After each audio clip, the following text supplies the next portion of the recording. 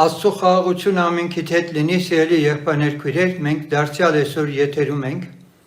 Օրը Կիրակի է, Երեկոյան երկրպագության ժամն է։ Եվ մենք գոհանում ենք Աստվածանից բոլոր նրանց համար, ովքեր մեր հետ միասին այս ժամի մեջ Տիրոջը պիտի երկրպագեն։ Սիրելիներ, մենք բնականաբար շատ հաճախ աղոթները եթերում չենք հեռարձակում, բայց անշուշտ աղոթել ենք եւ աղոթում ենք ամեն մի պաշտամունքի համար։ Եվ ահա այսօր էլ մենք մեր աղոթքը եկեղեցում ունեցել ենք եւ բնականաբար հիմա մեր սրտերը բերելով Տիրոջ առաջ խնդրել ենք իրեն, որպեսզի իր որոշած երկնքից հասնող կերակուրը խոսքը մեզի հասանելի դարձնի։ Եվ քանի որ արդեն կա հստակ պատկերացում, թե ինչի մասին ենք այսօր խոսելու, միանգամից ես կանդրադառնամ Աստծո խոսքին։ Շատ տարածված եկեղեցիներում քարոզների ժամանակ հավատացյալների շրջանում շատ տարածված մի երևույթի մասին մի փոքր խորհրդացենք եւ այնուհետեւ գնանք Աստծո խոսքի համարների մեջ։ Դուք շատ անգամ եք լսել, որ Ավետարանի խոսքը հնչում է այդպես շատ անգամներ, որ Աստված չի փորձում մարդուն, մարդն է փորձվում ուղղակի։ Իր սրտի ցանկություններից հրապուրված, խաբված եւ այլն։ Միաժամանակ նաեւ Աստծո խոսքից մենք իմանում ենք, որ հակառակորդը ինքը հանդիսանում է նրա անուններից մեկը նաեւ փորձիչ է։ Բայց մեկ ուրիշ տեղում էլ մենք տեսնում ենք, որ այնուամենայնիվ Աստված փորձում է։ Եվ առավել եւս Երբ որ առաքյալն անգամ ինքն էլ իր թղթերից մեկում փորձելու վերաբերյալ խոսում է, հակառակորդի անուններից մեկը փորձիչ է։ Մատթեոս 4-րդ գլխի 3-րդ խոսքում մենք լսում ենք, հենց այդպես էլ գրված է։ Մատթեոս 4-րդ գլուխ 3-րդ խոսք։ Եվ փորձիչը նրա մոտ գալով ասեց. եթե Աստծո որդի ես, ու մնացածը արդեն բոլորիդ հայտնի է։ Փորձիչը Ուրեմն հակառակորդը Սատանան նաև հանդիսանում է փորձիչ։ Իհարկե, ես երբ որ բերեցի հանրահայտ ասենք մի քանի համարներ եւ ընդհանրապես առաջին հայացքից իրար հակասող մտքեր, որ Աստված չի փորձում ոչ մեկին, սակայն այնուամենայնիվ քիչ հետո մենք կտեսնենք, որ այն փորձում է, եկեք մի քանի բառեր, որ այս բառի արմատով է սկսում հասկանանք։ Մենք քարոզ ենք ունեցել փորձանք եւ փորձություն, դրանց տարբերության մասին խոսել ենք, ովքեր որ այդ քարոզները YouTube-ում չեն լսեն, անպայման հորդորում են, որպեսզի այդ քարոզները լսեն։ Փորձանքը, փորձությունը իրարից խիստ տարբերվում են։ Փորձանքը մի բան է, որը մարդը չի սպասում, դրան հանկարծ հայտնվում է այդպիսի իրավիճակում։ Փորձությունը այստեղ արդեն խնդիր կա։ Նրա աղբյուրները տարբեր են, եւ չզարմանաք, եթե միանգամից ես ասեմ, որ մարդը փորձվում է սատանայից, մարդը փորձվում է իր սրտի ցանկություններից, հրապուրված խաբված, ինչպես ասացինք, մարդը փորձվում է Աստծուց, մարդը փորձվում է սպասավորից։ Նորից եմ կրկնում, գուցե շատերիդ համար իրականում այս ինչ որ ես քիչ առաջ ասացի, որ այսպիսի փորձության ենթարկվելու եղանակներ գոյություն ունեն, առաջին հայացքից ձեզ զարմացրեց, բայց ես կգնամ համարներով։ Սա շատ կարևոր է, որ մենք կարողանանք նաև հասկանալ ճիշտ պարագաները, որում մարդը հայտնվելով այս բառերը, այս արտահայտություններն իր կյանքում սկսում են տեղ գրավել։ Եվ այսպես Թեսաղոնիկեցիս թուղթ, առաջի Թեսաղոնիկեցից 3-րդ գլխի 5-րդ խոսքում առաքյալը անհանգստացած լինելով եկեղեցու վիճակի վերաբերյալ, այնուամենայնիվ ինքը այսպիսի տողեր ա գրում։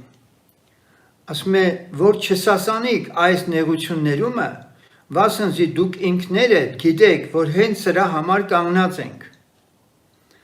Որ չսասանիք այս նեղություններումը, վասնզի դուք ինքներդ գիտեք, որ հենց սրա համար կանգնած ենք։ Եվ առաքյալն ասում է. որովհետև երբ որ էլ ձեզ մոտ էինք, կանխավ ասում էինք ձեզ, թե նեղություններ ենք կրելու, ինչպես որ եղավ էլ, եւ իմացանք էլ։ Սրա համար ես էլ այլևս չհամբերելով ուղարկեցի ձեր հավատքը գիտենամ, որ միգուցե փորձիչը ձեզ փորձեց եւ մեր աշխատանքը զուր լինի։ Պողոս Արաքյալը ինքը Թեսաղոնիկեցիներին ասում է. «Տեղյակ եմ ձեր նեղություններին, մենք դրա մասին ասել ենք, վասնզի դուք ինքներդ գիտեք, որ հենց սրա համար կանգնած ենք, այսինքն ինչի համար ենք կանգնած։ Կանգնած ենք այդ նեղությունները համառորեն, համարձակորեն, քաջաբար տանելու ամուր կանգնած ենք մենք»։ Արաքյալը այդ ասում։ Մեր համար տարօրինակ բան տեղի չի ունենում, բայց այդ նեղություններ տվողը հատուկ նպատակ ունի եւ ներքևում ինքն ասում է, որ անհանգստացած եմ ձեր համար չհամբերելով, Արաքյալն այստեղ անհամբերություն է դրսևորել։ Իր անհամբերությունը ոչ թե ուղղակի մարմնավոր ու շնչավոր է, այլ ընդհանրապես հոգատարության բարձրագույն գիտակցում է սպասավորի, որի նպատակն է իմանա, այն որ լուրերը հասնում են Թեսաղոնիկեում, որ սարսափելի նեղություններ է սկսվել եկեղեցու վրա, մենք հիշենք, որ անգամ նահատակություններ կան, Թեսաղոնիկեցիները նույնիսկ տարակուսել են հարության վերաբերյալ, նամակ են գրել Պողոս Արաքյալին, բաթե մեր այս սուրբերը օր-օրի ամեն օր մեկին նահատակում են, սպանում են եւ այլն։ Ինչ պետք է լինի իրանց վիճակը։ Եվ Արաքյալը ինքը խոսում է հարության մասին, ժամերի, ժամանակների մասին, եւ ինքը ասում է չեմ կամենում եղբայր 4 գլխի 12-ում, որ տգետ լինիք ննջեցյալների նկատմամբ, որ չտրտմիկ ինչպես ուրիշները, որ հույս չունին։ Որովհետև եթե հավատում ենք, որ Հիսուսը մեռավ եւ հարություն առավ, այնպես էլ Աստված ննջեցյալներին Հիսուսի ձեռով կբերե նրա հետ։ Որովհետև սա ենք ասում ձեզ Տիրոջ խոսքովը, թե մենք որ կենդանի մնացած ենք մինչև Տիրոջ գալը, ննջեցյալներից չենք առաջանալ։ Այսպիսով Արաքյալի անհանգստությունը հետևյալն է։ Ասում է այդ մասին, որ մեր Տիմոթեոս եղբորը ուղարկել ենք Աստծոծառային Քրիստոսի ավետարանի մեջ մեր գործակցին, ուղարկել ենք ձեզ մոտ, որ ձեզ հաստատի, մխիթարի ձեր հավատքի համար, որ չսասանիք այս նեղությունումը, վասնզի դուք ինքներդ գիտեք, որ հենց սրա համար կանգնած ենք։ Այսինքն ինչի համար, մինչև նահատակություն, մինչև մահ պատրաստ ենք դրա համար, տարօրինակ բան մի համարեք, եւ նաեւ ինքը իրան հանգստությունը արտահայտում է, որ Տիմոթեոսին ուղարկեցի ձեզ մոտ, որ ինքը մի հատ ձեր վիճակի վերաբերյալ իմանալով ինձ ձեր լուր հաղորդի, որ միգուցե փորձիչը ձեզ փորձեց եւ մեր աշխատանքը զուր եղավ։ Թեսաղոնիկեն այս եկեղեցին մի հոգևոր հասակ ուներ արդեն, որ Աստված թույլ էր տվել, որ այս եկեղեցուն ծանր փորձություն հասներ։ Եվ այդ փորձության ընթացքում մենք հետո ուրիշ տեղ կկարդանք դրա մասին, որ Աստված փորձության հետ ելք է տալիս, բայց այդ փորձության հետ ելքը մենք չպիտի մտածենք, որ նեղությունից դուրս գալ է նշանակում։ Փորձության միջից ելքը Տիմոթեոսն է, որ Պողոսը Տիմոթեոսին ուղարկել է այնտեղ, որպեսզի բոլորին ասի. մի վախեցեք ննջել, մի վախեցեք մահանալ, մի վախեցեք նահատակվել Հիսուս Քրիստոսի անունի համար։ Որովհետև դրա համար կանգնած ենք, որովհետև մենք հավատում ենք, որ Քրիստոսին մեռելներից հարություն տվողը մեզ էլ հարություն պիտի տա, առավել ևս նրա հետ պիտի գանք։ Եվ այստեղ մենք տեսնում ենք, որ եթե Թեսաղոնիկեի ժողովուրդը տրտմեին, տկարանային, թուլանային, ապա փորձիչը հաջողության պիտի հասած լիներ։ Եվ այստեղ մենք նորից տեսնում ենք, որ հակառակորդի անուններից մեկը փորձիչ է։ Վերջապես մենք հիշենք մի բան, որ ամբողջ նոր գտականը, երբ որ դուք ընթերցում եք, երբեք Աստված մեզ չի ասել, որ Սատանայի հետ մենք գործ չենք ունենալու։ Սա մեծ տգիտությունը, հավատացյալների ճնշող մեծամասնությունը տեղյակ չեն շատ հաճախ, ինչպես գրված է, դուք սատանայի հնակները չիմացողներ չեք։ Ոչ միայն չեն իմանում, այլ ընդհանրապես չեն էլ առնչվել, զարմանալի բան եմ ասում, Պողոս առաքյալն ասում է, ձեզի մարդկային փորձությունից զատ ուրիշ փորձություն չի եղել։ Դա նշանակում է, որ այն որ մարդիկ են ձեզ հալածում, ծաղրում, ձեզ նեղություն են պատճառում, հայհոյում են, դա դեռ հələ շատ փոքր բաներ են։ Ձեզ մարդկային փորձություն, այսինքն նույնիսկ ձեր սովի, նեղության եւ այն ասենք կենցաղային խնդիրների այդ սուխ պայմանները, որ հակառակորդը ձեր համար ծանր վիճակներ է ստեղծել, դրանք էլ շատ փոքր բաներ են։ Գոյություն ունի փորձության մի ուրիշ մակարդակ։ Եվ առաքյալն ասում է, ձեզի մարդկային փորձությունից զատ ուրիշ փորձություն դեռ չի եղել։ Ինչ փորձություն է դա։ Առաքյալը իր անձի վրա, իր մաշկի վրա դա զգում էր։ Երբ ասում է, որ Աստվածանից չարի մի հրեշտակ էր հանձնարարված, որպեսզի Պողոս առաքյալին բռնցքահարեր։ Պողոս առաքյալը իր կաշվի վրա զգում էր դա, որ դա մարդկային փորձություն չի։ Ինչպես տեսնում ենք, Աստված Պողոս առաքյալին զսպաշապիկ էր հագցնում կարծես,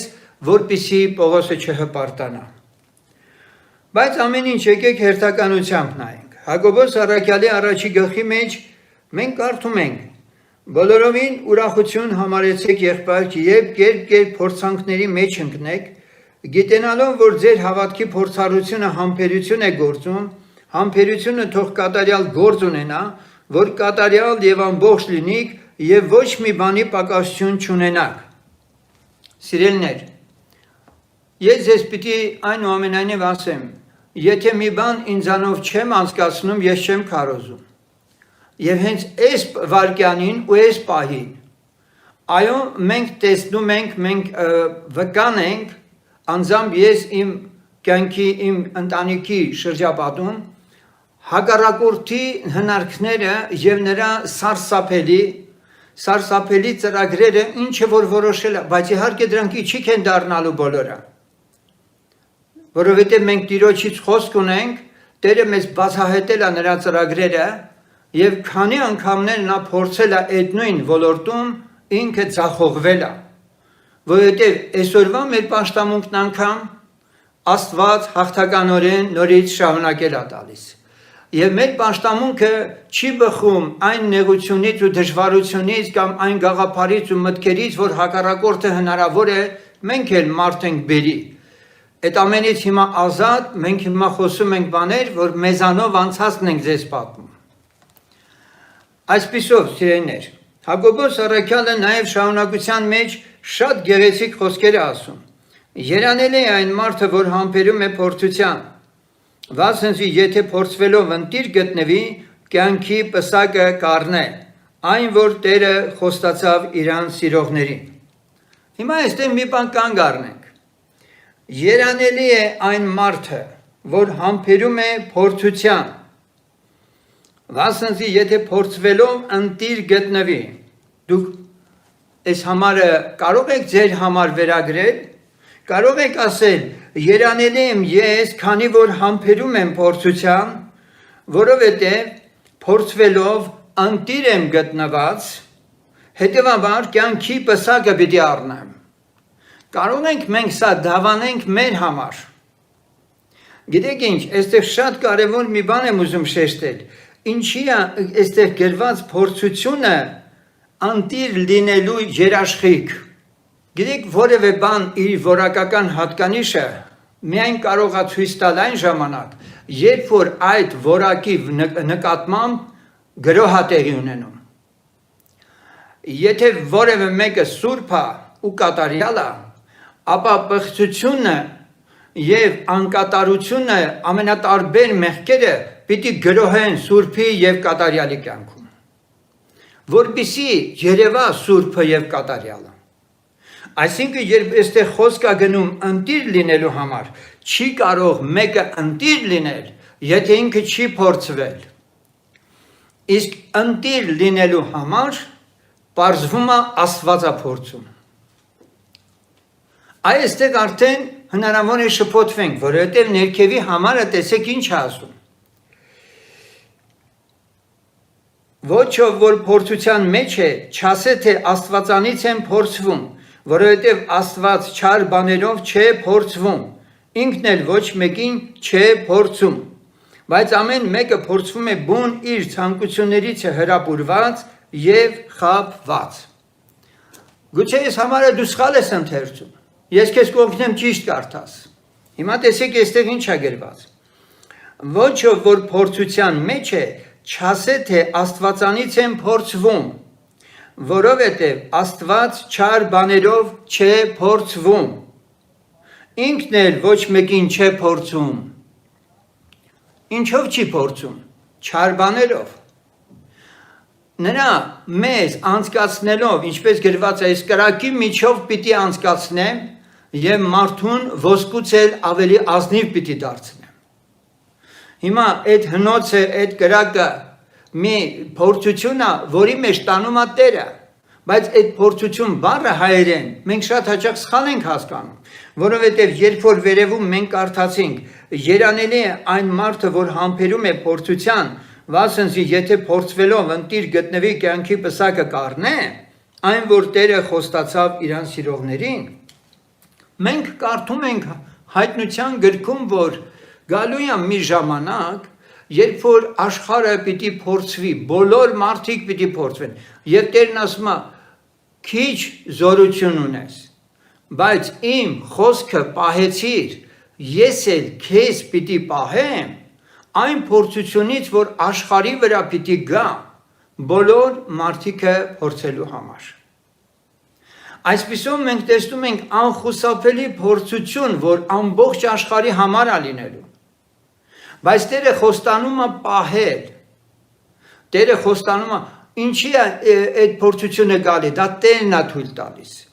Հիշենք, որ ինքը Տերը ասեց.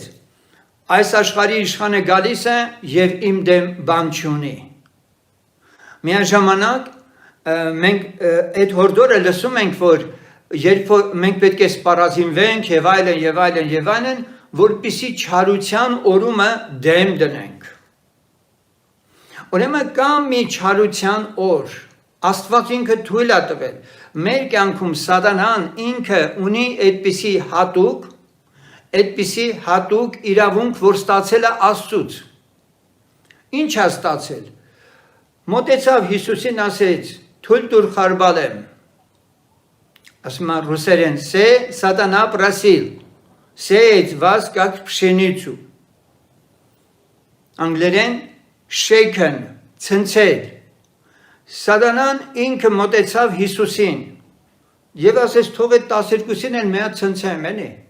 Որովհետև այն մեկն ուզում է աջ կողմը նստի, այն մեկը ձախ կողմը, այն էլ գող ավազակային է, փողը առնում է գանձանակից, Թոմասից էլ բան չունենք հասկանալու եւ այլն,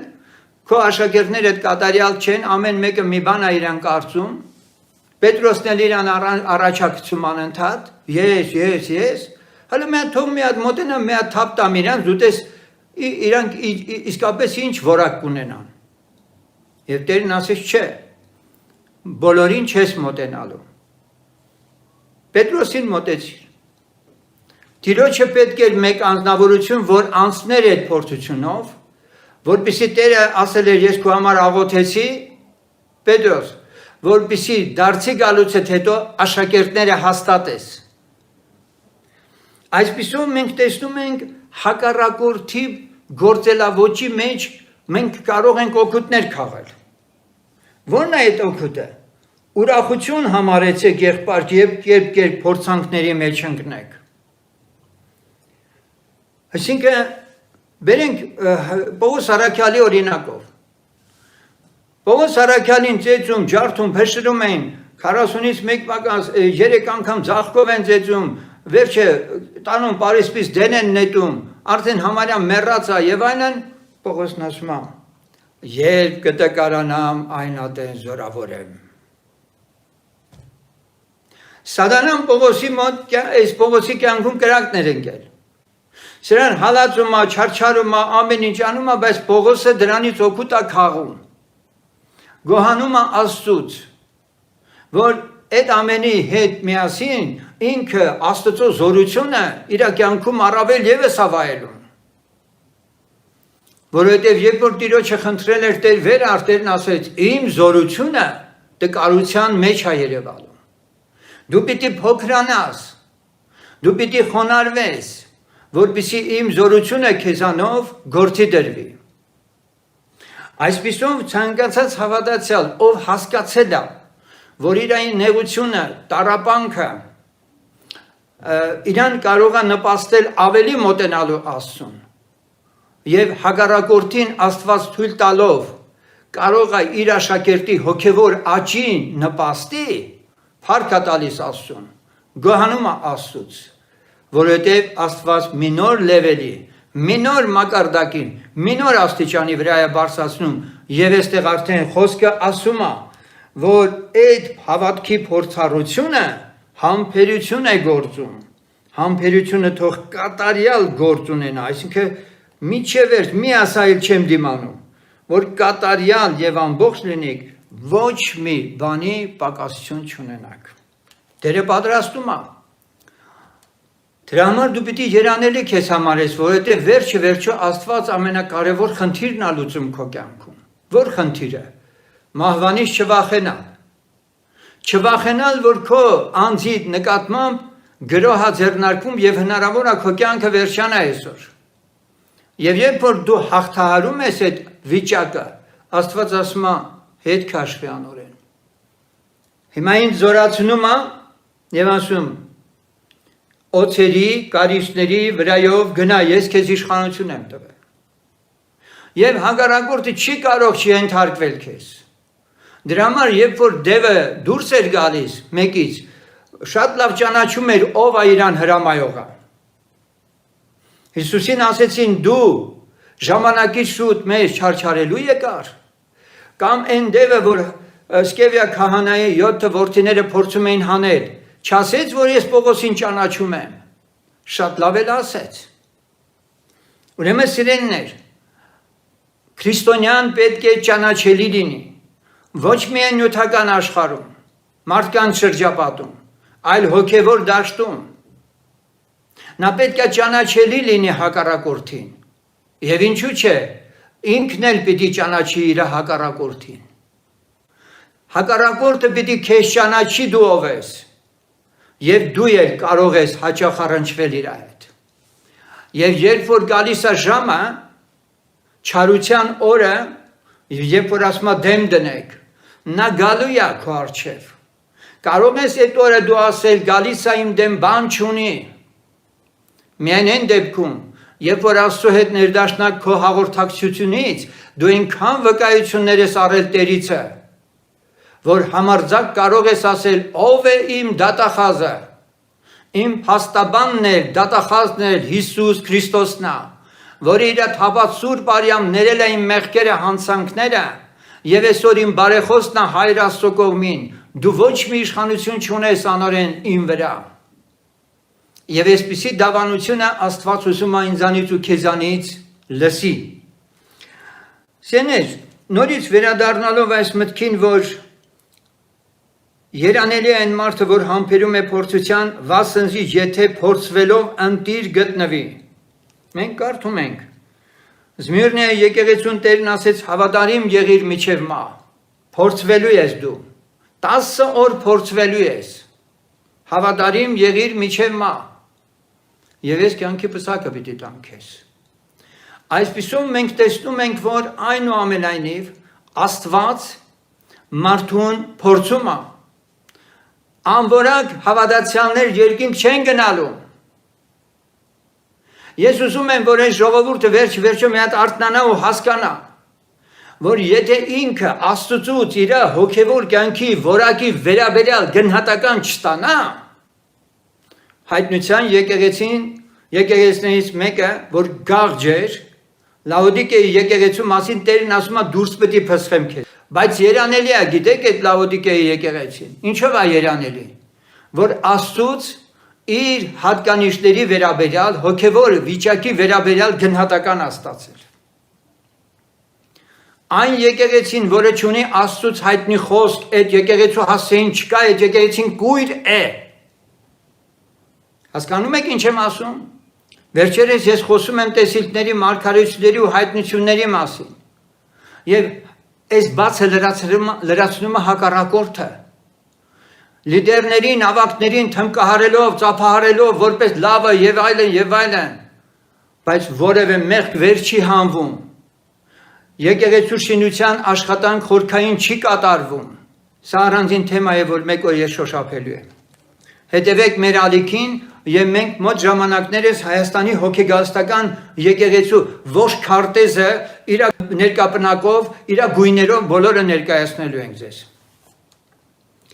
Երանելի այն մարդը, որ համբերում է փորձության վասնզի, եթե ընտիր գտնվի, կյանքի պսակը կառնե, այն որ Տերը խոստացավ իրան սիրողներին։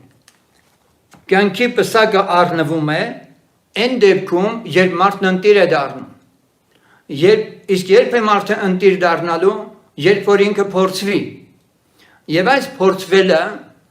խիստ անհրաժեշտություն է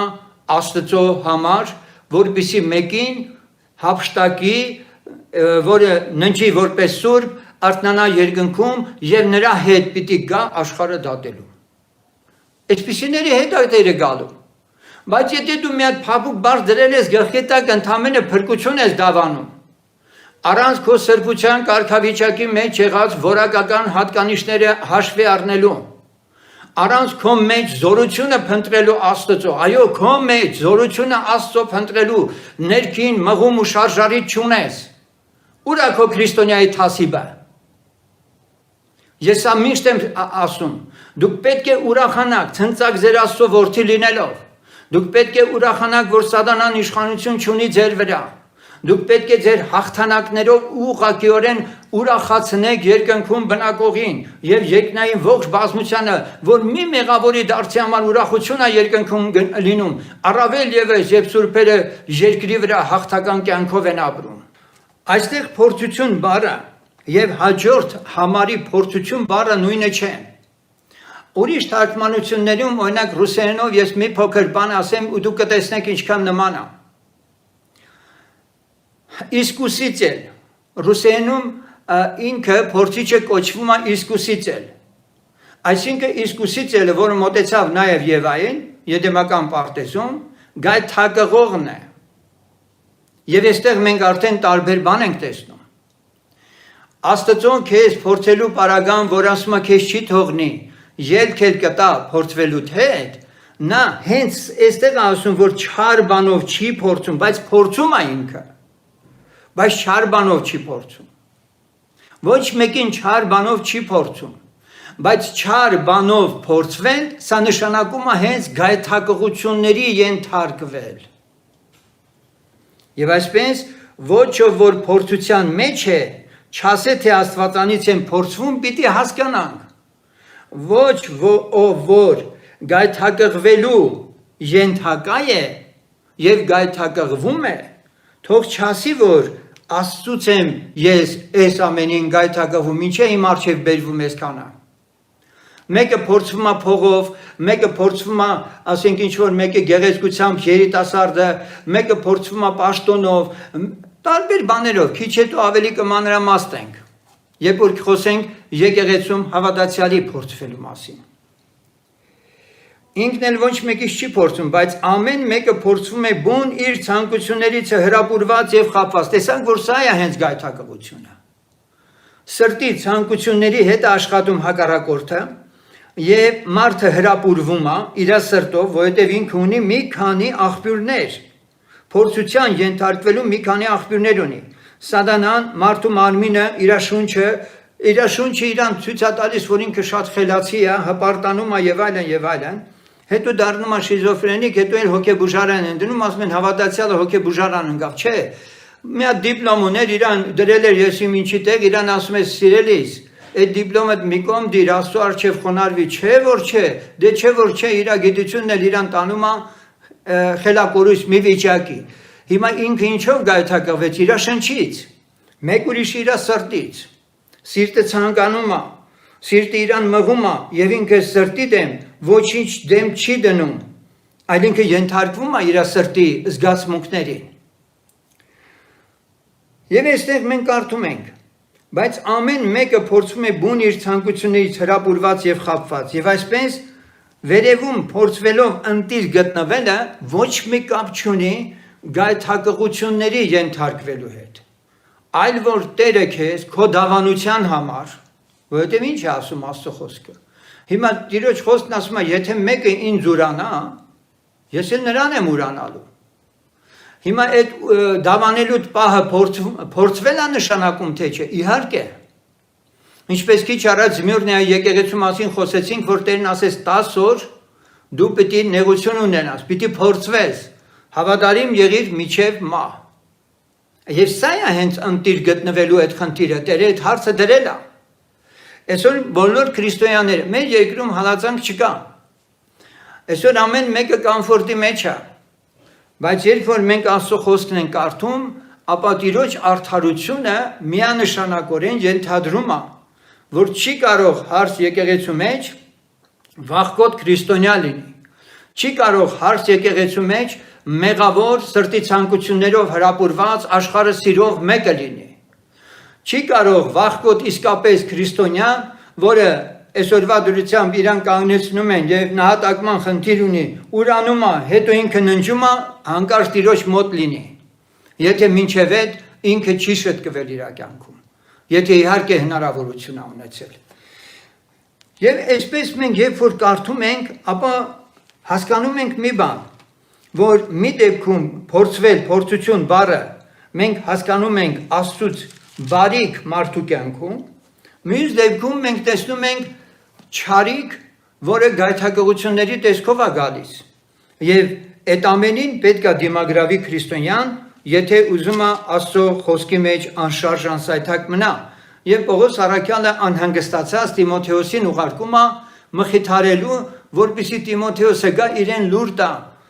ինչ վիճակ է Թեսաղոնիկեում, ուրացողներն են շատ, թե Տիրոջ անվան համար նահատակվողները։ Առաջի Կորինթացիս 10:13-ում կարդում ենք. Եվ այստեղ հենց քիչ առաջվա ասածս համարը, որ մենք լսեցինք, որ առաքյալն ասում է, ոչ ոք որ փորձվում է չասի, որ Աստվածանից է փորձվում, դրանից առաջ էլ ասում է, որ փորձվելով, եթե ընտիր գտնվի, կյանքի պսակը կառնի, այս համարը գալիս է լրացնելու քիչ առաջվա իմ ասածս։ Առաջի Կորինթացիս 10-րդ գլուխ 13 խոսքից. Ձեզ ուրիշ փորձություն չէ պատահել, բացի մարդկային փորձությունից, բայց Աստված հավատարիմ է, որ չի թողել ձեզ ձեր կարողությունից վեր փորձվելու, այլ փորձության հետ ելքել կպատրաստե, որ կարողանաք համբերել։ Չի ասում փորձությունից ազատել, գրված է համբերել։ Երբ Սեդրակ Միսակ Աբեդնագովին կրակը պիտի գցեն, Տերը կրակից ազատեց, չէ, չազատեց։ Բայց ելքը ուներ, թե չուներ, իհարկե ուներ, ինքը իրանց հետ կլինի այնտեղ։ Երբ Դանիելին գցեցին առյուծների գուբը, Տերը հրամանը փոխեց, չփոխեց։ Դանիելը պիտի ընկնի առյուծների գուբը, բայց Տերը կփակի առյուծների բերանը։ Հասկանում եք։ Եվ հենց այստեղ է, որ ելքը Աստծունն է, եթե դու լիարժեք վստահել ես Աստծուն, ապա դու կարող ես ընդհանրապես Սեդրակ Միսակ Աբեդնագովի նման ասել, եթե Աստված մեզ այս կրակից էլ չազատի, մենք քո կուրքին չենք երկրպագելու։ Ոչ թե որ ինչ որ երևակայորեն ինչ որ մի հատ հավատք են դրսևորում, այլ իրենց հավատարմությունը մինչև իմ մահ, մինչև իմ նահատակություն, այս անձիկ դավանել են։ Հիմա սիրելիներ, ես ուզում եմ արդեն շարունակել միտքս, այսքանը կարելի է դեռևս համարել մի տեսակ ներածություն, այն ինչ որ ես ուզում եմ հաղորդել ձեզ։ Այս մյուս հատվածը, որը ես պիտի ներկայացնեմ, ելի եմ կրկնում ձեզ հնարավոր է մի փոքր դժվար թվա կամ նույնիսկ որոշներից համար հայտնություն, որովհետև նման բան ձեր եկեղեցիներում հաստատ գիտեմ չեն խոսում։ Իսկ եթե խոսում են փառք Տիրոջը, շատ լավ է որ կա, բայց որքան ես եմ հասկանում, սպասավորները, հովիվները, սա իրենց ներքին կուխնյան է, սենց ասենք, ներքին խոհանոցն է իրենց հոգևոր կառավարման մեթոդիկայի եւ այլն, Եվ սրա մասին չէին ուզի, որ շարքային հավատացյալները իմանան։ Բայց ես ձեզ պիտի սա հաղորդեմ։ Այս մասը ես վերնագրել եմ այսպես. Տիրոջ գործի մեջ գալ ցանկացողին պետք է փորձել։ Ուշադրություն։ Տիրոջ գործի մեջ գալ ցանկացողին պետք է փորձել։ Պետք է փորձել։ Հիմա եկեղեցին մեծանում է։ Եկեղեցում ծառայությունների համար եղբայրներ, քույրեր են անհրաժեշտ։ Եվ մենք տեսնում ենք գործկարակելոցում, երբ որ խնդիր առաջացավ, առաքյալներն ասեցին ձեր միջից ընտրեք մարդիկ, որպեսզի այս խնդիրը լուծեն։ Որպեվանիների ամեն օրվա բաժին հատկացնելուց, նպաստ հատկացնելուց աչառություն էր եղել հելենախոսների եւ եբրայախոսների։ Այսպես ասենք, հայնադաշտների եւ տեղաբնակների, որոնք ուրիշ տեղերից, հեթանոս աշխարհից էին եկել։ Եվ Սուրբ Հոգով եւ իմաստությամբ լցված մարդիկ պետք է ընտրվեին։ Եվ մենք կարդում ենք, որ այո, ընտրվեցին 7 հոգի, անուններն էլ գրված են։ Ու այնքան սահուն անցնում ենք։ Բայց այնտեղ որակներ է տրված։ Ինչ որակ պետք է ունենային այդ մարդիկ, որ պետք է ընտրվեին այդ գործի համար։ Եվ այստեղ մենք պարզում ենք մի շատ հետաքրքիր բան, որ Պողոս առաքյալը հետագայում Տիմոթեոսին ուղղված թղթում այս սարկավակների ծառայության համար ինքը երբ որ ցուցակ է ներկայացնում, թե ինչ որակներ պիտի ունենա այդ անձնավորությունը, որը այդ ծառայությունը պիտի անի, այնտեղ նշում է այնուամենայնիվ մի կարևոր բան։ Եվ սրանք էլ թող փորձվեն, ետքը այդ ծառայության մեջ մտնեն։ Սա հիշեք, որ մենք նորից կանդրադառնանք։ Փորձվեն, ոնց են փորձվելու։ Այդով է փորձելու այդ անձին, որպեսզի տեսնի ինքը ընտիր Աստծո առաջ, թե այսօր հովիվներն են իրենց ճաշակով, իրենց շրջապատի համաձայն, ինչպես որ իրենք են ուզում, իրենց խորհրդի անդամներով, ում ուզում են ձեռնադրում են, ում չեն ուզում չեն ձեռնադրում, եւ այդպես էլ եկեղեցին կառավարում են։ Մինչդեռ մենք տեսնում ենք, որ այդ սպասավորության համար հատկապես փորձվելու որոշակի հատկանիշներ կան։ Հատկապես այնտեղ շեշտվում է, որ հանկարծ գինեմոլ չլինի, արծաթասեր չլինի եւ այլն, որովհետեւ վերջը սարկավակը ինքը սեղաններին ծառայող եկեղեցու միջոցների հետ պիտի գործ ունենա։ Սրա մասին դեռ խոսենք, բայց հիմա անդրադառնում եմ ոչ միայն այս երևույթը, այլ Պողոսը ելի միտեղ խոսում է, որ եկեղեցում հավատացյալները կարող են փորձվել սպասավորի կողմից։ Ճշմարիտ եկեղեցու առաջնորդը հապճեպ որոշումներ չի կայացնում։ Ես գիտեմ, 3 ամսվա հավատացյալ անձնավորություն էր մի հոգի 50-ական եկեղեցում, որը այսօր արդեն հավակնում են նույնիսկ ոչ միայն հովիվ է, այլ նաև եպիսկոպոսությանը հավակնում, այս անձնավորությունը առանց ստուգելու, թե ինքը որտեղից է եկել, ինչ հանգամանքներից, ինչ գործ ունի, ներքին, ստվերային, ինչ կապերի մեջ է, եպիսկոպոսը միանգամից առաջաբերում եւ վաղը միսօրն արդեն ամբողջ եկեղեցին պիտի տրվի մեկին, որը բացարձակապես երկնքից չունի հրահանգ, որ այդպիսին պիտի լինի, քանի որ ինքը երկու տերերի է ծառայում։ Նման եկեղեցիներում նման մարդիկ քիչ չեն։ Ես նույնիսկ եմ ասում, առայժմ ես չեմ կարող շատ բան բացահայտել, բայց իմ անհանգստությունս հիմնականում սա է։ Կանցնի մի 5 տարի կամ 10 տարի, դուք կունենաք վերստին չծնված հովիվներ եկեղեցիներում։ Դուք կունենաք արդեն այնպիսի մարդիկ, որոնք ընդհանրապես հավատքի հետ կապ չունեն, բայց շատ հրաշալի քարոզներ կտան իրենք։ Այս process-ը վաղուց արդեն թե դրսում արևմուտքում եւ թե Ռուսաստանում վաղուց արդեն կա։ Եվ սրա պատճառը ո՞րն է։ Սրա պատճառը նա է, որ եկեղեցու առաջնորդը ինքը հոգևոր տեսողություն ու զանազանություն չունի։ Ես ավելին կարող եմ ասել, երբ որ զրաբանում են մարդու եւ ասենք չարախոսում են մարդուց, կամ էլ այնպիսի տեղեկություններ են հայտնում, խոստովանություններ են հրատարակում, նույնիսկ ես ոչ թե ասում եմ, որ դուք անվստահությամբ լցվեք, դա բոլորը արդեն այսօր պարզ գիտեն։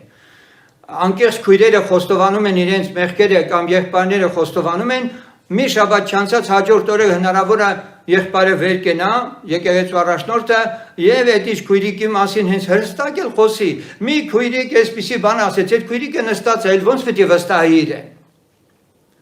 Մեղքը հրճակում են կամ խորհրդում պարտադրում են ինձ, ես հիշում եմ, եկեղեցու առաջնորդն ասում էր եղբայր ես մեկի համար ասում եմ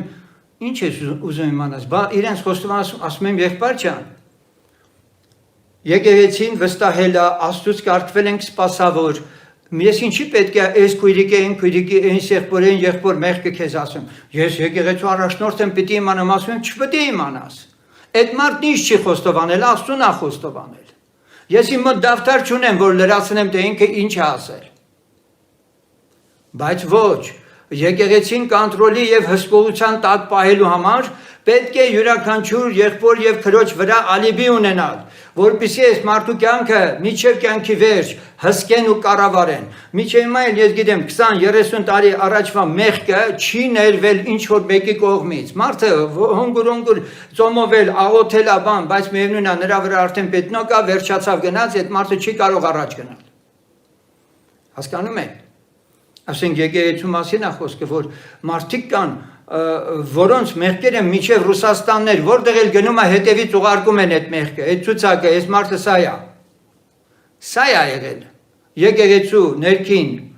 խոհանոցից ես մի փոքր բան ասեցի, բայց սա փորձել չի նշանակում։ Եվ Պողոս առաքյալը երկրորդ Կորինթացից 8:8-ում մենք լսում ենք այսպես ասում. Ոչ թե հրաման տալով եմ ասում, բայց ուրիշների ջանք անելու համար եւ ձեր սերի անկեղծությունը փորձելով։ Հիմա առաքյալը օգնությունների եւ այլն խիստ կարիք էր զգում եւ այլն, եւ շատ անգամներ ինքը հրաժարվում էր Կորինթոսից, ասենք օգնություններ վերցել, բայց ասում են այնուամենայնիվ ձեր սերի անկեղծությունը ես փորձում եմ։ Սեր են ցույց տալիս մարդիկ։ Կորինթոսում Պողոսի նկատմամբ սեր են ցույց տալիս։ Եվ Պողոսն այստեղ զգուշություն անում։ Ուզում է հասկանա, որքանով է սրանց զգացմունքը իր նկատմամբ անկեղծ։ Որքանով է սրանց զգացմունքը իր նկատմամբ անկեղծ։ Ես ոչ մի վատ բան չեմ տեսնում, սեներ։ Ոչ մի վատ բան չեմ տեսնում, որ որևէ եղբայր եւ քույր իր սպասավորին աշխարհի բարիքներից էլ բաժին է հանում, կարող է ողորմություն էլ անի իր ընտանիքի, զավակների եւ այլնի համար։ Բայց Պողոսը այնքան ներփանակատ է, որ ասում է չլնի հանկարծ, ուշադիր լսեք, չլնի հանկարծ եկուց երեսովստան։ Սերի անկեղծությունը փորձում է ինքը։ Հիշում եմ, եպիսկոպոսներից մեկը ինձ ասեց, երբ որ մենք ապաշխարեցինք 60-ական թվականների այդ հզոր արթնության պտուղներն էին, ասում եմ մենք այնքան ենք հավատով լցված, որ Տերը ուր որա գալու է։ Անգամ մարդիկ իրենց ոսկեղենը, մատանիները վաճառում էին, բան էին անում, բերում էին եկեղեցի եւ այլն, եւ ժողովուրդը առաջի դարի նման փորձում էր իսկապես մաքուր կենցաղվարություն ունենալ։ Եվ անկարծ ասում եմ մի օր ես չէի նկատել, եկեղեցին մեծացել էր, որոշները քույրերից նեղություններ էին կրել, եւ մի քույրիկ եկավ լացելով, ողբալով ասեց եղբայր, ես ամեն ինչ տվեցի եկեղեցուն, հիմա թշվառ կացության մեջ եմ, ոչ մեկը ինձ չի հասնում։ Ասում եմ ես շվարած նայեցի այդ քույրիկին ու ասեցի Այս մեր պատի վրայի խալին վերցրու քույրիկ ջան տար վաճառի, ինչքանով որ կվաճառես, ես ոչ գումար ունեմ, ոչ բան ունեմ քեզ տալու։ Սերի անկեղծությունը ես որոշում եմ։ Պողոս առաքյալը այդպիսին էր։ Այսպիսով Պողոս առաքյալն ասում է ես փորձում եմ ձեր սերը։ Ամբողջ եկեղեցուց ոչինչ չի վերցնում։ Իմ ձեռքերով աշխատեցի։ Ֆիլիպպեի հավատացյալները Մակեդոնիայի, այո ինձ հասել են, ես նրանց փորձել եմ, նրանց սիրո անկեղծության վրա կասկած չունեմ։ 8:22-ում Պողոս առաքյալը մի շատ հետաքրքիր խոսք ասում։ Եվ նրանց հետ ուղարկեցինք մեր եղբորը, որին փորձել ենք շատ բաների մեջ, շատ անգամ որ ժիր է, եւ հիմա էլ ավելի ջանք անող այն մեծ վստահությամբ, որ ունի դեպի ձեզ։ Ուշադրություն դարձրեք Պողոս առաքյալը խոսում է մեկի մասին, որի անունը չի տալիս, չի նշում, նրանց հետ ուղարկեցինք մեր եղբորը, որին փորձել ենք շատ բաների մեջ։ Այս եղբորը շատ բաների մեջ Պողոս առաքյալը փորձել է։ Ուստի սիրելիներ, սպասավորը եկեղեցու անդամներին կարող է փորձել։ Եվ սա ես ուզում եմ միանշանակորեն իմանաք։ հնարավոր է ձեզանից որոշները անտեսվեն, հնարավոր է ձեզանից որոշները իրանց ուզած սպասավորությունն ու ծառայությունը չունենան, բայց հաստատ իմացած եղեք, որ դուք այդ սպասավորի ուշադրության կենտրոնում եք, նա գիտի ձեր հետ աշխատելու ձևը։ Աստված ինքը գիտի, թե ինչպես վարվի ձեզ հետ, եւ դա որոշակիորեն Աստծո հետ հաղորդ լինող սպասավորը կարող է համապատասխան դրսևորումով ձեր վիճակները հաճախ վերհանի։ Եվ դրա համար մի տրտնջացեք, իմացած եղեք, որ ցանկացած, եթե իհարկե բացահայտ խնդիր ունեք հովի դեմ, եթե երեցի դեմ գանգատ ունեք բացահայտ, գրված է 2-3-ի միջոցով, կարող եք դեմ դնել եւ ասել. երեց դու ճիշտ չես, համաձայն Աստծո խոսքի չես կառավարում։ Բայց երբ խոսքը վերաբերում է անհատապես, այո, հովիվը կարող է մեկին խոսք տա այսօր եւ դրանով բավարարվի, իսկ մյուսին անընդհատ խոսք տա, ասի քարոզիր միշտ։ Եվ այն մեկ անգամվա խոսք խոսողը պետք է փորձվի։ Հիմա հասարակությունը իրան լսեց, առավել եւս, եթե հանկարծ կողքից մի քանիսն են սկսում են թմկահարել, ծափահարել այդ եղբորը։ Այդ եղբայրն արդեն կերակրվում է, իրան արդեն հպարտացնում են, հովիվը դա տեսնում է, որ եթե այդպես շարունակեց, ապա այս անձնավորությունը կորուստ է գնալու։ Եկեղեցիների բաժանումները ձեզ օրինակ։ Ինչի են եկեղեցիները բաժանել։ Ավելի սուրբ են ուզել լինեն, ավելի կատարյալ են ուզել լինեն, դրա մասին առանձինելի կխոսենք։ Պատճառները բաժանումների, դա մի ահարելի հատուկ առանձին թեմա է, որի մասին մենք կխոսենք, թե ինչ շարժառիթներով են մարդիկ եկեղեցիները լքել կամ բաժանել խումբ տարել իրանց հետևից։ Այսպիսով Պողոս առաքյալն ասում է, շատ բաների մեջ ենք փորձել ու տեսել ենք ժիրա, այս մարդը չի տրտնջում։ Չի տրտնջում, անում է, ինչ ասել են արել է, հասկանում եք սեներ։ Եվ հիմա էլ ավելի ջանք անող այն մեծ վստահությամբ, որ ունի դեպի ձեզ։ Շատ լավ է, որ իսկապես այսպիսի անձնավորություններ լինեն եկեղեցում,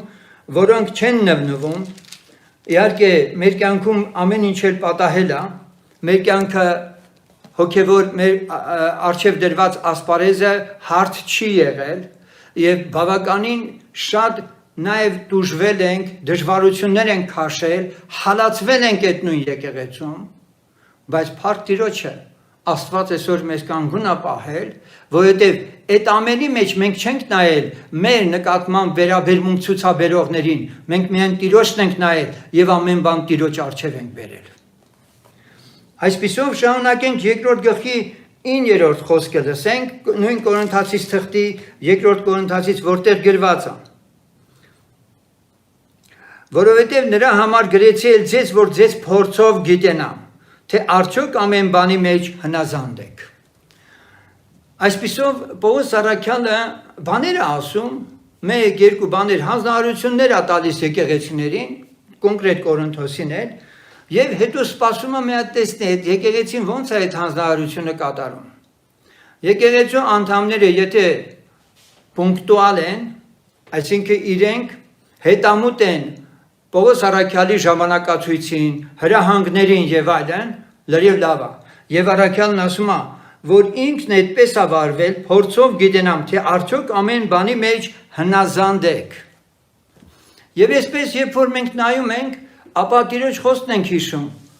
Նաեւ առաքյալները բազմիցս դա ասում են, որ իսկապես քչի մեջ հավատարիմը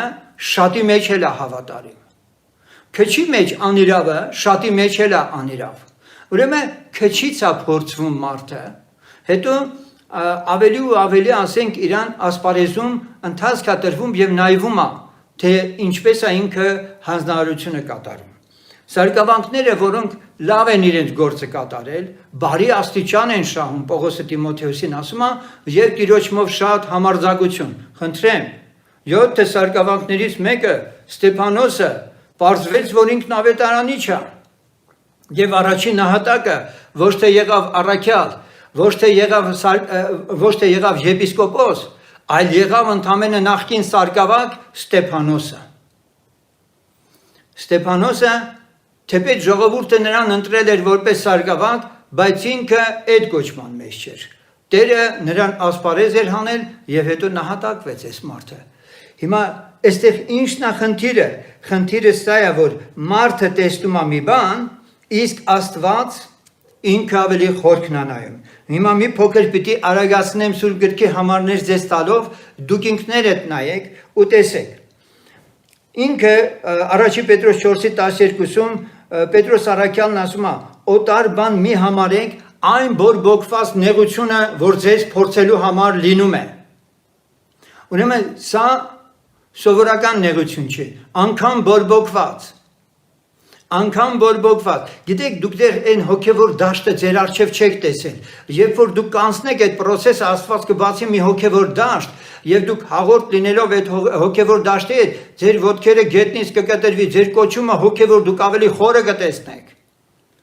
Այսօր 21-րդ դարում հոգում լինելը Հովհաննես Առաքյալի նման կամ մյուս աշակերտների նման մարդկանց մտքի նույնիսկ ծայրով էլ չի անցնում։ Ամեն ինչ նորմալ է, լավ է, ես սարսափում եմ այդպիսի հավատացյալներից, ովքեր որ նախանձավոր չեն ավետարանի այդ ճշմարտությունները այսօր այս երկրի վրա, այս մարմնի մեջ վայելելու։ Հոբը ասում է այդ մասին, որ վստահություն ունի, որ Տիրոջմով փորձվելով ընտիրա գտնվելու։ Հոբը այդ վստահությունը ունի։ Պիտի ասենք, որ Հոբի հիմնական հաջողությունը կայանում էր սրանում, որ ինքը ասում էր, թեև իմ մորթին էլ իմ վրայից վերանում է, բայց ես նրան եմ հուսացած, գիտեմ իմ փրկիչը կենդանի է։ Եվ վերջին օրը ինչ պիտի կանգնեցնի իր առաջ։ Վերջ։ Անկախ նրանից ինչ ընթացքում ինչքան գիտելիքի պակաս ուներ ինքը, բայց այս անձնավորությունը վստահ էր։ Ծննդոց 22:1-ում շատ հստակ է գրված, որևէ մեկը ինձ կարող է ասել, որ սա Սուրբ գրքում չի գրված, որ Աստված չի փորձում մարդուն։ Եվ ահա մենք տեսնում ենք այն փորձելը, որ Աստված փորձեց Աբրահամին, ավելին պահանջվում է մեզանից էլ Աբրահամի նման հավատ ունենալ, բայց Աբրահամի նման հավատ ունենալու համար Աբրահամի նման էլ պետք է փորձվել։ Զարմանալի է, բանաձև է։ Եթե Աբրահամի հավատքը ազում Աստված մեզանից, ապա մեր կյանքում Աբրահամի նման մի հատ էլ փորձությունով էլ կարող է անցկացնել։ Իսկ այստեղ կարդում ենք Ծննդոց 22:1 Եվ եղավ, որ այս բաներից հետո Աստված փորձեց Աբրահամին եւ ասեց նրան. Աբրահամ, եւ նա ասեց. ահա ես, եւ նա ասեց. արքո սիրած մեկ հատիկ որդիդ Իսահակը եւ Մորիայի երկիրը գնա եւ այնտեղ նրան ողջակեզ արա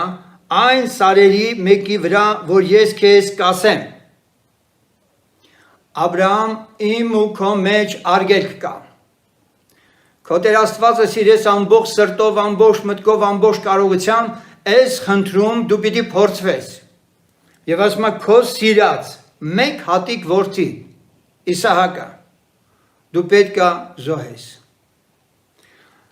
Այսպիսով մենք տեսնում ենք, որ Աստված ինքն է անձամբ փորձում Աբրահամին, եւ սա ոչ թե վրիպակ է, կամ էլ ինչ որ մի տեղ է գրված այդ մասին, ապա այս մասին նաեւ Պողոս Առաքյալն է ֆիքսում, եւ հնարավոր բան չի Աստծո խոսքը ինքը իրան հակասի։ 11:17-ում Եբրայեցիս թղթի մենք լսում ենք Պողոսն ասում է. հավատքով Աբրահամը Իսահակին պատարագ մատուցեց, երբ որ փորձվեցավ, եւ միացնին մատուցանում էր նա, որ խոստմունքն ընդունել էր։ Իսահակով պիտի քեզ սերունդ լինի, միաժամանակ փորձվել է ինքը, երկու բանից է ինքը զրկվելու, եթե մորթեց։ Աստված իրան ասում է, ես Իսահակով որդնելու եմ քեզ, եւ երկրորդում ասում է Իսահակը մորթի։ Հիմա Աբրահամը երկու բանից պետք է հրաժարվի, մեկը իր որդուց, մյուսը օրհնությունից, որ Իսահակով պիտի լիներ։ Եվ հիմա Աբրահամը մտածում է, ինչպես գրված է, գնանք, զոհ անենք ու գանք, անհնար բան է։ Եթե Աստված ասել է Իսահակով եմ օրհնելու, ես մորթելու եմ Իսահակին, ինքը հարություն կտա։ Եվ խաչը Քրիստոսի տեսիլքով ձևակերպվում է Աբրահամի առաջ։ Երբ որ Հիսուսն ասեց իմ օրերից մեկ ուզես տեսնի, տեսավ եւ ուրախացավ։ Աստված ասեց Ես իմ որդին խաչը կբարձրացնեմ, եւ այդ գառը մացառների մեջ ցույց տրվեց, եւ Աբրահամը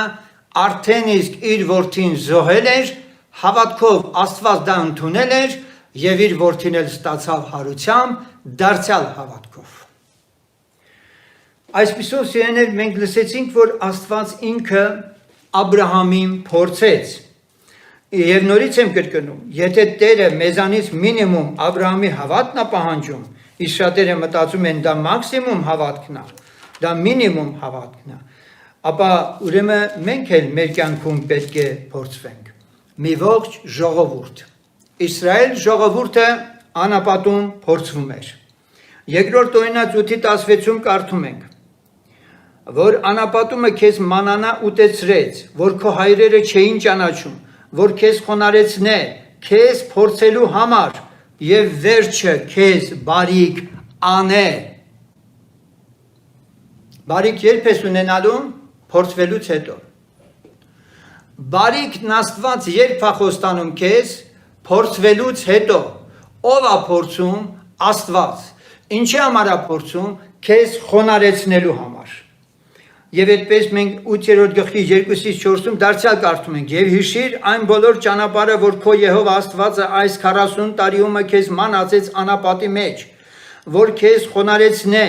քեզ փորձելու սրտիդ միջինը իմանալու համար, թե արդյոք նրա պատվիրանքները կպահես, թե ոչ, եւ քեզ խոնարեցրեց, եւ սոված պահեց, եւ մանանա ուտեցրեց, որ ոչ դու ես ճանաչում եւ ոչ քո հայրերը, որ քեզ իմացնե, թե ոչ միայն հացով կապրե մարդ, այլ մարդը Եհովայի բերանից դուրս եկած ամեն բանով կապրե։ Քո վրա հանդերձները չհինացան, ոտքերը չուռեցան այս 40 տարիումը։ Հալելույա։ Արդարի զավակը գրված է սոված չի լինի, հաց չի մուրա, այո, բայց արդարին Աստված կարող է սոված պահել։ Եվ սա Աստված է անում։ Նպատակն ինչ է? Խոնարեցնի, որ մարդն ինչ իմանա, որ մարդ ոչ միայն հացով կապրի։ Եթե դու մենակ քո ջանդակով ես ապրում, ով իսրայելացի, անապատում փռված պիտի մնաս։ Ես քեզ սովորեցնում եմ, որ քո ողջ կյանքիդ իմաստը չդառնա քո ստամոքսը, որ դու ինձ հավատաս, որ դու վստահես ինձ, որ ես մարմինդ ունես ընդամենը այս երկրի վրա ժամանակավոր, նա հողին է դառնալու, եւ այսօր քեզ ժամանակ է տրվում այս մարմնի մեջ, որքան հնարավոր է դու քո Աստծո հետ ներդաշնակ հաղորդակցություն ունենաս եւ նրա խոսքը ունենաս, որը ամեն կերակուրներից ավելի մեծ է։ Հովանու 6-րդ գլուխը կարդացեք, Տեր Հիսուսն ասում է, թե իսկապես որ դեպքում է, որ անձնավորությունը ինքը լիարժեք կարող է երկնքի արքայություն մտնել։ Նա որ Հիսուս Քրիստոսի մարմնին եւ արյանը հաղորդ է լինում եւ այդ խորհրդով Աստծո հետ ներդաշնակ հաղորդակցություն ունի։ Եվ Տերը ասեց այն խոսքերը, որ ես խոսեցի, հոգի եւ կյանք են։ Մարմնի կերակուրը մարմնի համար է, հոգու կերակուրը հավիտենության համար է։ Եվ մարմնի կերածը ինքը Տերն ասում է, որ ոչնչանալու է, բայց այն կերակուրը, որ Աստված կնքեց ու տվեց, հավիտենության մեջ է մնալու, եւ այդ կերակուրը Աստված իր խոսքն է համարում։ Եբրայեցից 2:18-ում այնուամենայնիվ մենք հրաշալի մի համար ենք տեսնում, եւ դա մեր սիրելի Փրկչի մասին է խոսում։ Մեր սիրելի Փրկիչը, որը նույնպես փորձվել է, պարզվում է, որ Աստված անաչառ է, եւ իր միածին որդին, որ ինքը նաեւ մարմնով աշխարհ էր եկել, որպես մարդ արարած, Աստված աչառություն չի դնում, մեր սիրելի Փրկիչն էլ անցել է բոլոր փորձություններով։ 2:18-ում մենք կարդում ենք այդ մասին, եւ դուք հիշեք, որովհետեւ հենց այնտեղ էր, որ Տերը ասեց, այս քարը հաց լինի, ասեց ոչ միայն մարդ հացով կապրի, այլ ամեն մի խոսքով, որ Աստծո բերանից կելնի։ Սիրներ, մենք մեկ-մեկ մտածում ենք, որ սա դե Տերն էր, մենք մահկանացու մարդիկ, ոչ, դուք այստեղ սխալվում եք, դուք այստեղ վրիպում եք, որովհետև ողջ 2000-ամյա պատմության մեջ ճիշտ Հիսուս Քրիստոսի հետքերով գնացողներ եղել են։ Պողոս Արաքյանը ինքը Տիմոթեոսին ասում է, հիշիր Դավթի սերունդից եղող Հիսուսին, ինքը Աստծո որդի չի ասում, Տիմոթեոսը նվնվածել էր, հայ-հայ ուրանալու վրա էր, Եվ այդ նամակները, որ բանտից գնում է Պողոս առաքյալը, կազդուրել են Տիմոթեոսին։ Տիմոթեոսին ասում է, երբեք ամոթ մի համարի մեր Տիրոջը եւ իմ անունը։ Տիմոթեոսը գրել էր, ուրացել են սարգսակներ, ուրացել են եպիսկոպոսներ, ձեռնադրի նորերը։ Եվ երբեք մի նմնվա, մարդ Հիսուս Քրիստոսը կարողացել է տանել, մենք էլ ենք ընդունակ։ Այսօր Տերը իր օրինակով մեզ ուզում ավելի քաջալերի։ Եբրայեցից 2:18-ում հենց այդպես էլ մենք կարդում ենք, որ իր օրինակը մեր աչքի առաջ ունենանք, որովհետև ինքը որ չարչարվեցավ եւ փորձվեցավ, կարող է օգնություն տալ փորձվողներին։ Ոչ թե գայթակղվողներին, այլ փորձվողներին ամենատարբեր պարագաներում, մարմնի դաշտում, հոգու դաշտում, շնչի դաշտում։ Տերը թողորտնի, վերջին համարը, որ ուզում եմ ձեզ ներկայացնել, դա Եբրայեցից 4:15-ն է, որովհետև ոչ թե այնպիսի քահանայապետ ունենք, որ չկարողանա մեր տկարությունների հետ կարեկից լինել, այլ մի այնպիսին, որ ամեն բանով փորձված, մեր նմանությամբ, բայց առանց մեղքի։ Ուրեմն համարձակությունով մոտենանք շնորհքի աթոռին, որ ողորմություն ընդունենք եւ շնորհք գտնենք պատշաճ ժամանակին օգնելու։ Ես աղոթք եմ ուզում անել, որովհետև մեր սքանչելի Տերը այսքան ճշմարտություններ մեզ մատուցելով եւ մեր սրտի մեջ այդ նախանձավորությունը Սուրբ Հոգով, որ գրված է Սուրբ Հոգին նախանձի է գրգռում, Սուրբ Հոգին քեզ ուսում է նմանեցնի Հիսուսի օրինակին, ուսում է տանի այդ ճանապարհով, բայց քո հոժարությունը չի տեսնում։ Տերը թող օրհնի սիրեներ, մենք այսօր սրա մասին ենք խորհում Տիրոջ գործի համար, Տիրոջ գործի մեջ գալ ցանկացողին Աստված փորձում է, եկեղեցու սպասավորը փորձում է եւ երանելի է այն անձը, որ փորձվելով ընտիր է գտնվում։ Տերը բացում է